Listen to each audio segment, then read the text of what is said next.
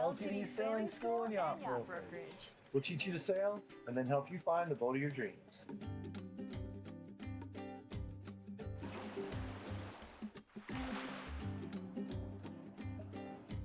LTD Sailing, living the dream. All right. I'm Chris. I'm Crystal. And we're with LTD Sailing School and Yacht Brokerage. And today on board a beautiful 2022 Garcia 52. We're here in Clark's Court Bay, Grenada. Our office is just a few bays over. Yeah. So yeah, great time of the night. We got some beautiful lighting going on. Been checking out this boat for a couple hours. Yeah. And really enjoying being on board.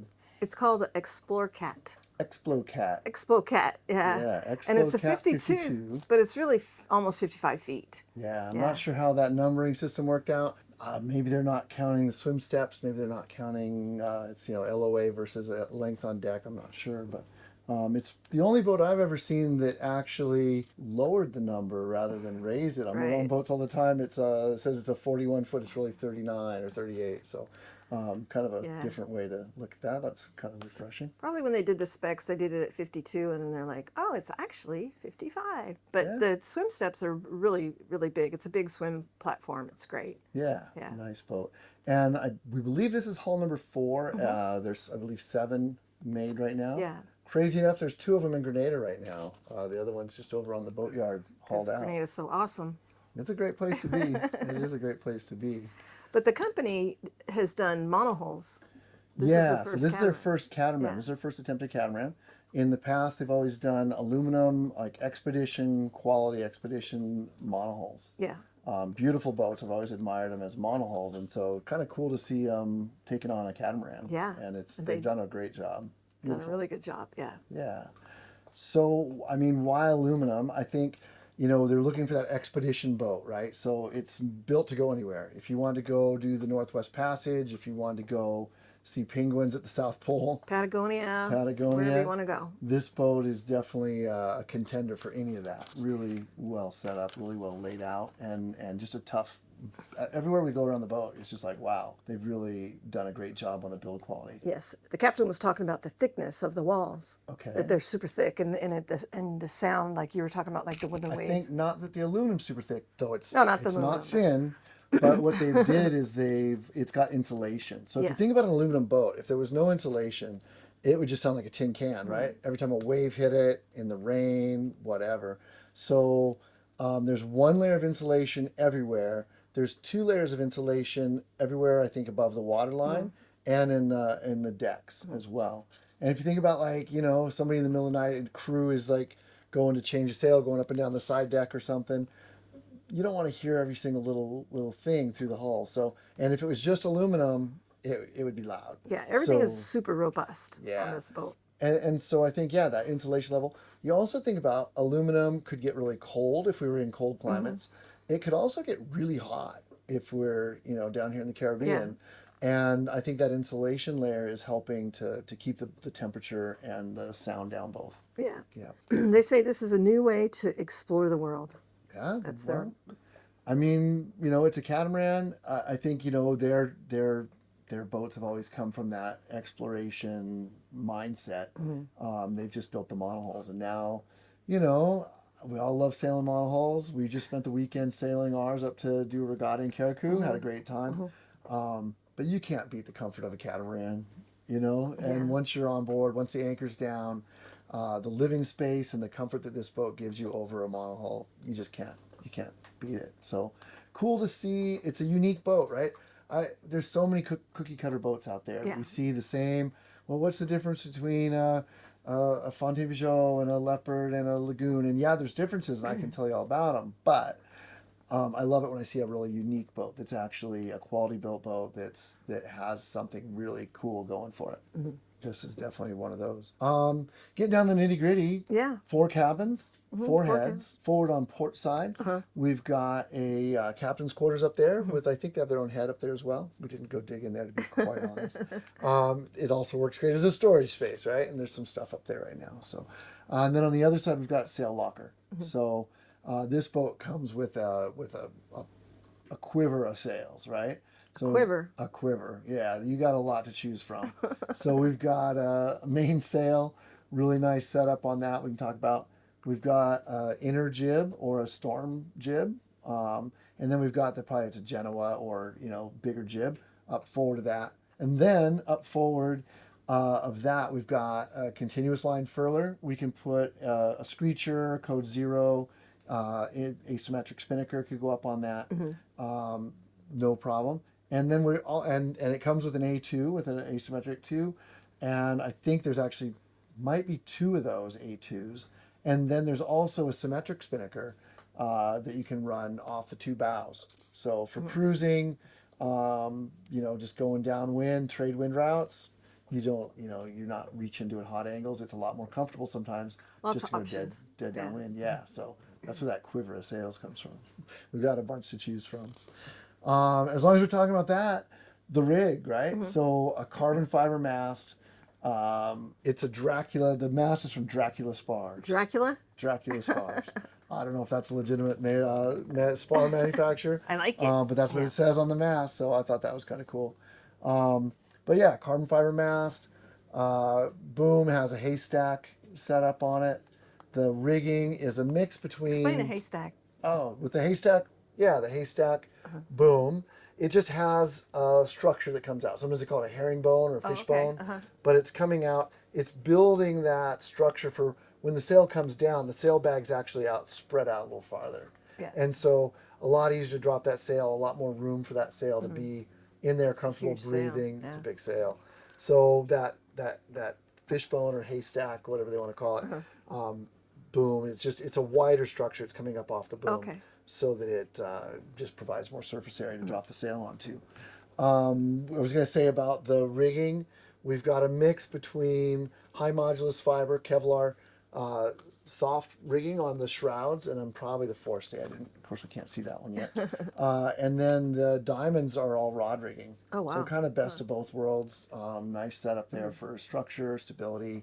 The boat's going to sail great. It's going to have less weight aloft, which, of course, makes the boat sail better. It's going to be less pendulum motion as the boat's moving through a wave train or whatever. So what else, Crystal? So when the owners built this boat, they had their own engineer at the factory to make sure. He spent like 4 to 6 months there, making sure that everything was perfect the way the owner wanted.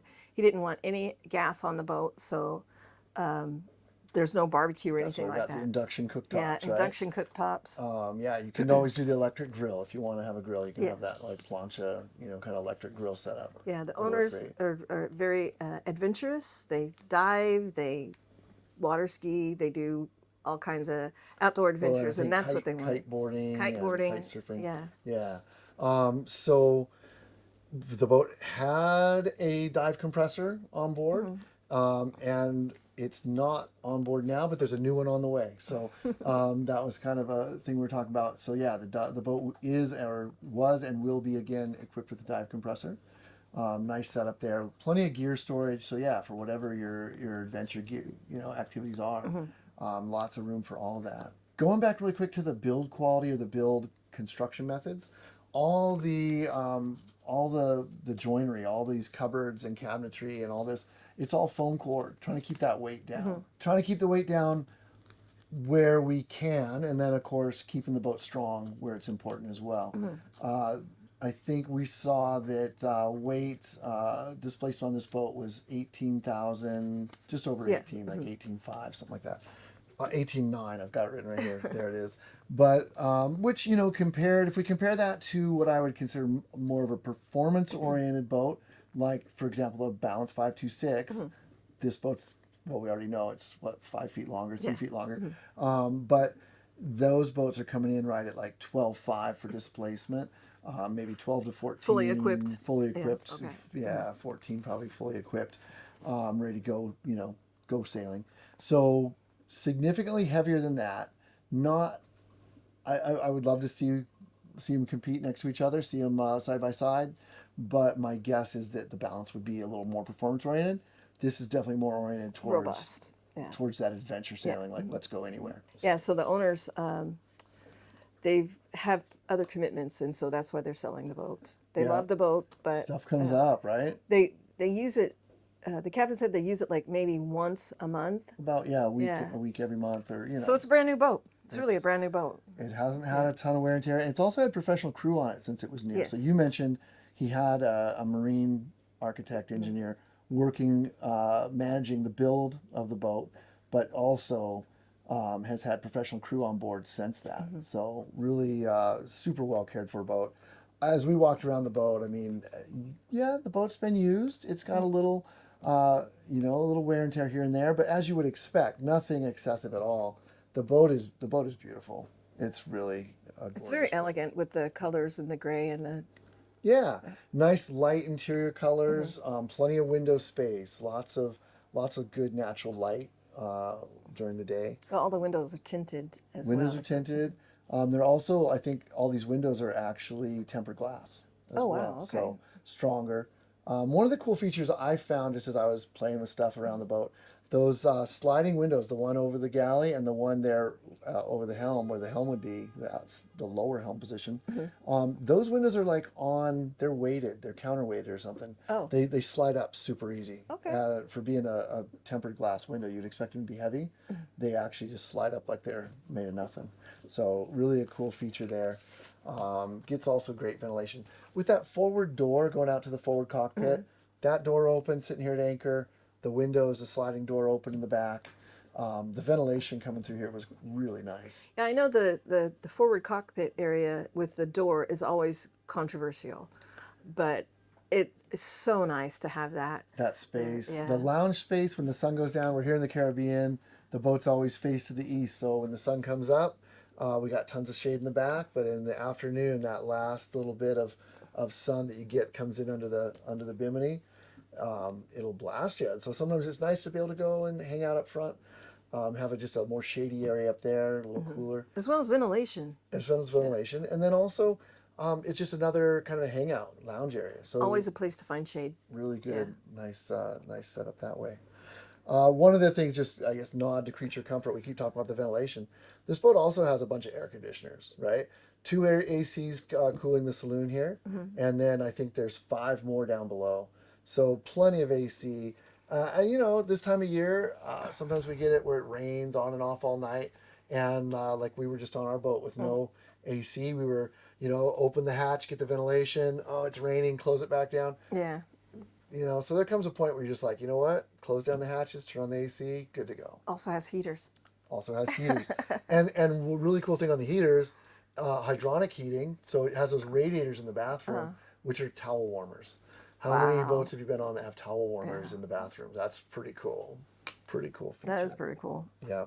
It's a shallow draft. It's 4 feet 11 draft. 4 feet 11. Yeah. And they're fixed, it's fixed keels.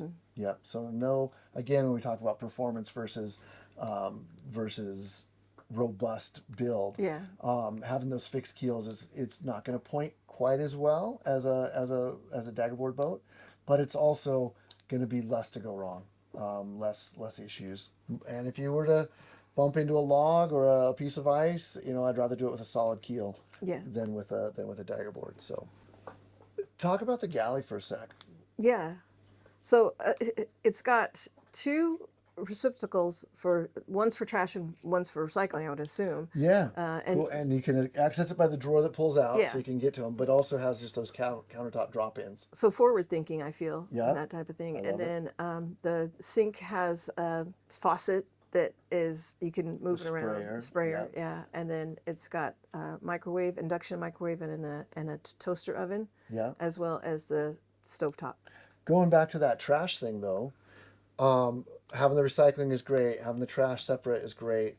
But on our boat, we designate the bio bowl, right? Yeah. So all your bio compostable stuff, we find a little Tupperware or something, and that's where it all goes. We're out in open water, it can go overboard. But on this boat, it actually has a built-in composter That's great. right there, just next to the sink. So very your handy. vegetable waste, your stuff that can go composting, it's right there. I've never seen that on a boat as well. So It's got 4 fridges, or 2 fridges, 2 freezers. yeah, I think you can set them up to be whatever you need, Yeah. right? So yeah, two sets of drawers.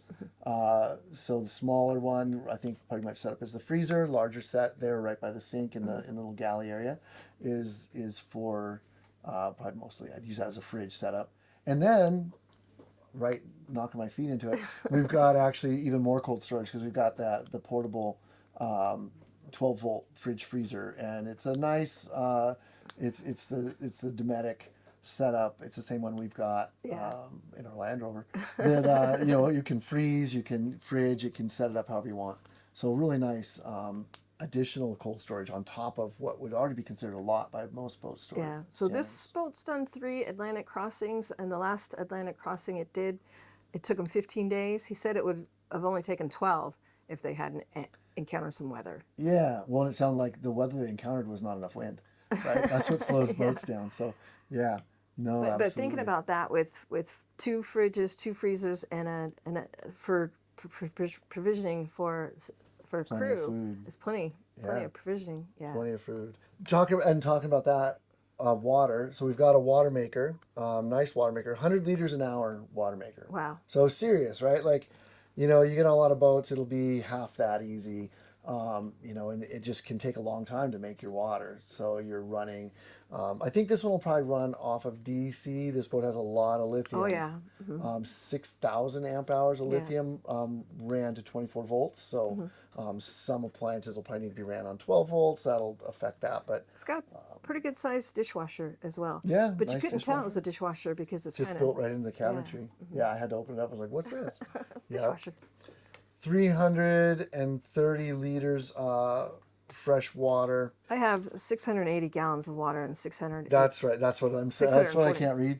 Yeah, 330 330 liter freshwater tanks. So for a total of 660 liters of fresh water.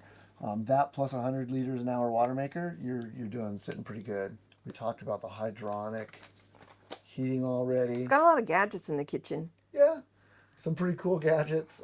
We don't know what that one is, but we're told it'll make rice.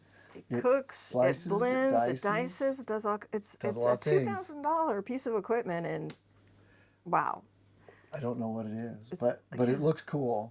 I guess the thing of it is it's very versatile. Well, right? it takes the place. It takes the place of like 20 different appliances. So there you go, right? If you're going to have a blender and a bread maker and a rice cooker and I would rather probably just have one thing that does all that stuff and it's way more versatile. So that actually is really nice. It's got the coffee maker.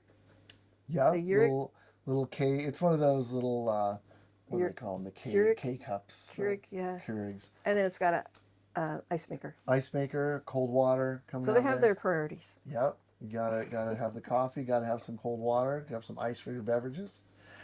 Let's talk really quick about the engines. Okay. Important stuff. It's got 2 Yanmar 80 horsepower engines, 2,400 hours on each engine. So not bad. They have the ST60 sail drive, so a little more robust sail drive. Definitely an improvement. And they've got the max prop folding props on. Yes. So very efficient when you're sailing. Those are going to fold up and you can just go. It takes a lot of drag off. We were just talking about that sailing back down on our boat. How much drag? You could hear it. You always, what's that noise? Oh yeah, it's the props. It's the props. Well, not when they fold. So that's a good thing there. Carries 1,250 liters of diesel. So pretty good fuel tankage on board. You shouldn't need to mess with that a lot. Yeah, they said they hardly used any fuel when doing the crossing. This boat's going to sail so well. It's going to be great. It's got a built-in fuel polishing system. Yes. So if that fuel's been sitting in those tanks for too long, you might want to polish it every once in a while. If you bring on some fuel and it's a little suspicious, polish it before you put it through the system. So that's a nice. You think about when you're sailing all over the world. Sometimes the places where you get fuel aren't the. It's not always suspect. It can be suspect, and sometimes it's just that they're not turning that diesel over enough, right? And so if that diesel's sitting in the tanks half full in the big tanks on shore, you're getting condensation in there, whatever, and then we start to grow, little bacterias in there, and all those things. So if you're going to take this boat and use it the way it's meant to be used, you're going to be going some places. You might get some suspicious fuel. So nice to be able to take care of that. If you have to get your fuel polished anywhere, it's going to be super expensive. Yeah. So if you can handle it yourself, way better. Way better.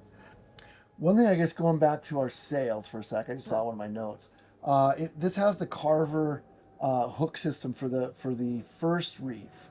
So, if you've been on a boat where you've been sailing, you've got your reef points in, day out, maybe even slightly out of adjustment, whatever.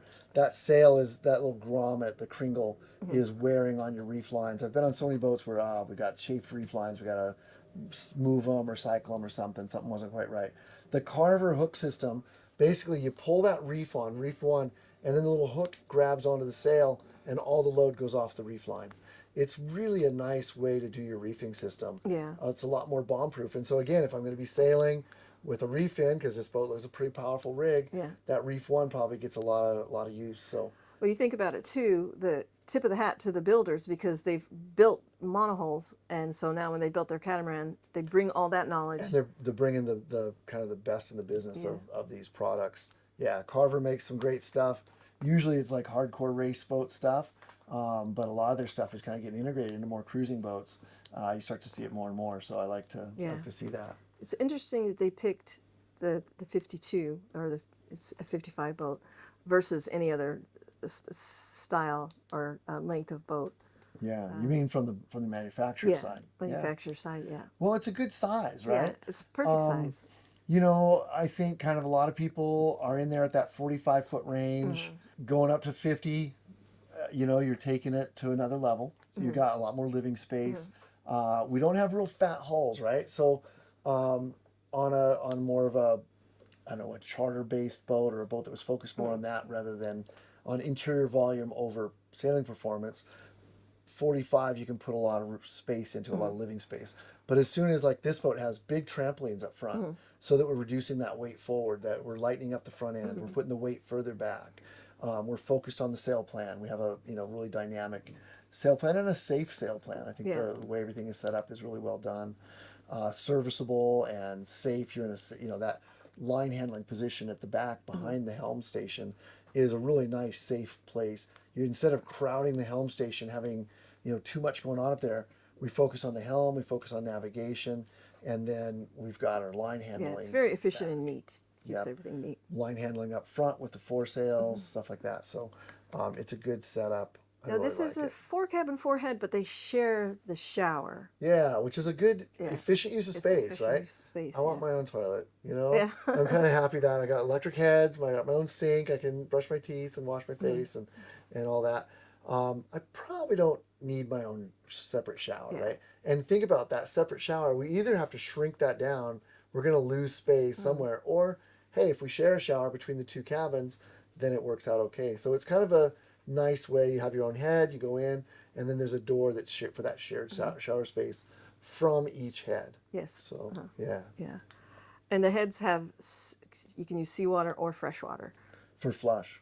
Nice. For flushing, most of the time there's no reason to be flushing with fresh water. As long as you're using that toilet and it's cycling through, it works fine. It's great. But it's when you're going to put that boat to rest for a week or two, and that water's just sitting there. So then absolutely I want to flip over to freshwater flush.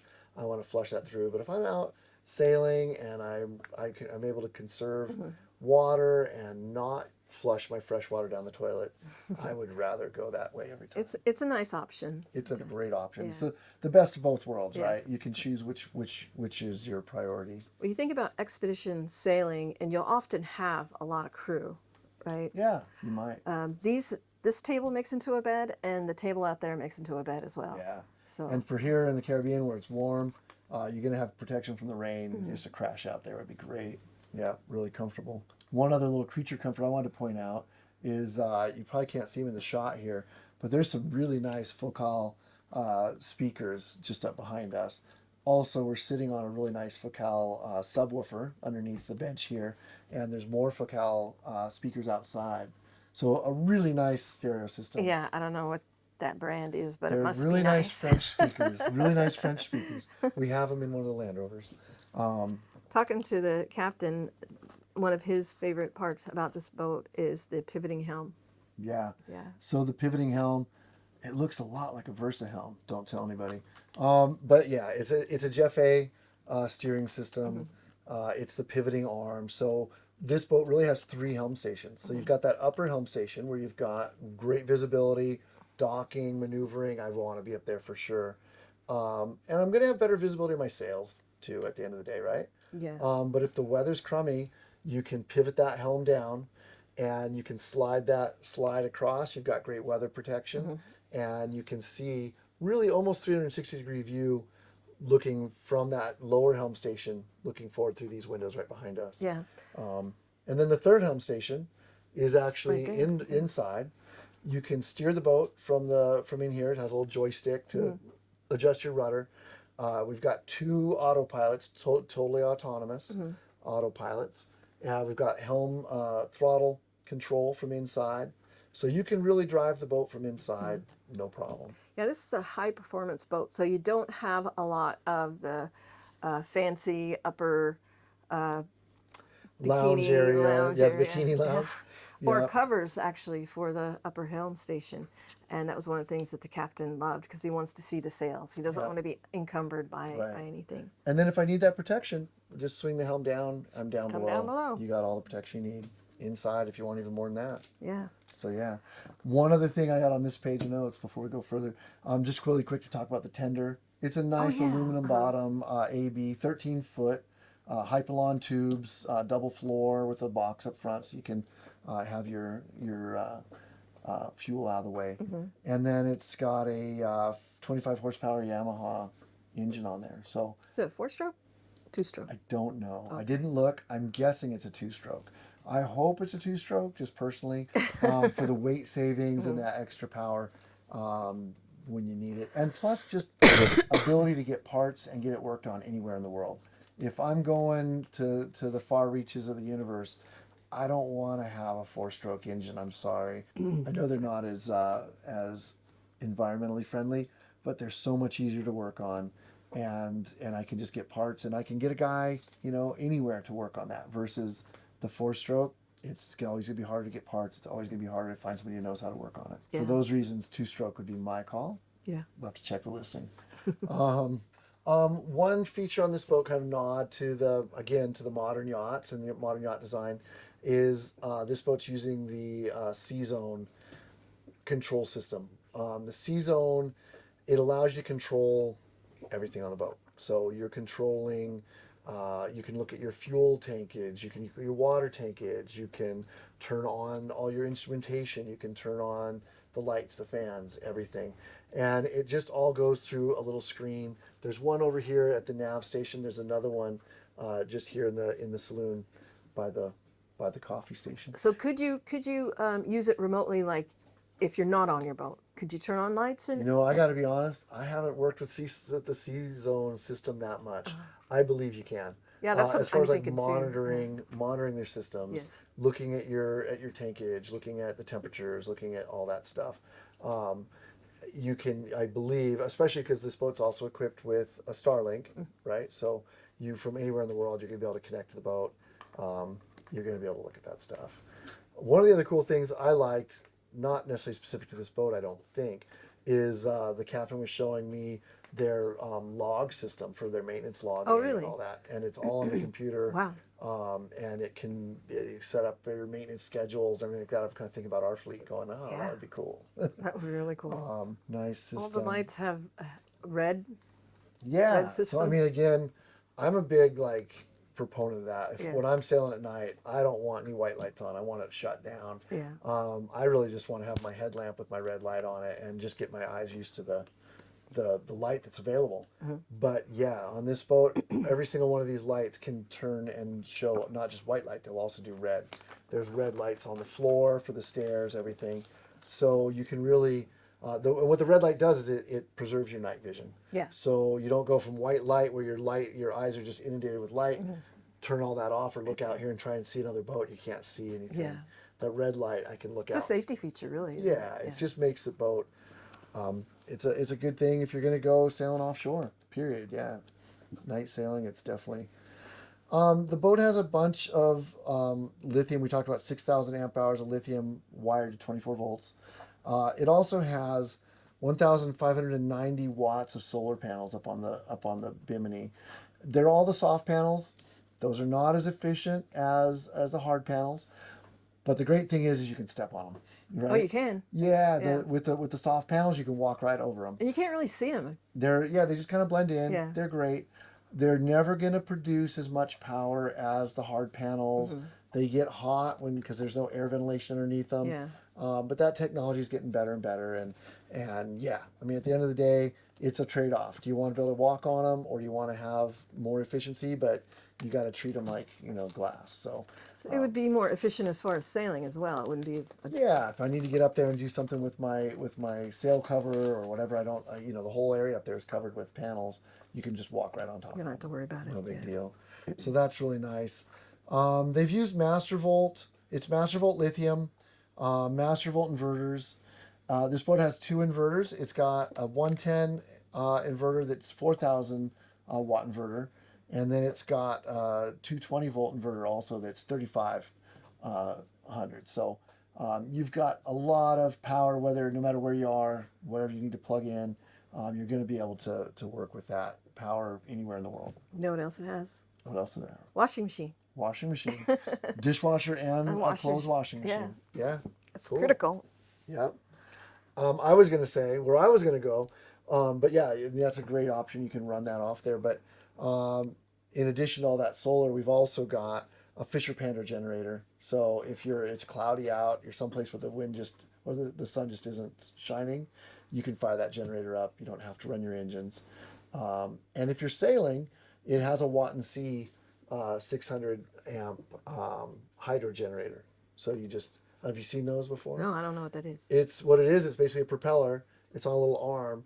You put it over the back of the boat, and as the boat's moving through the water, that propeller turns and it generates electricity, charges your batteries.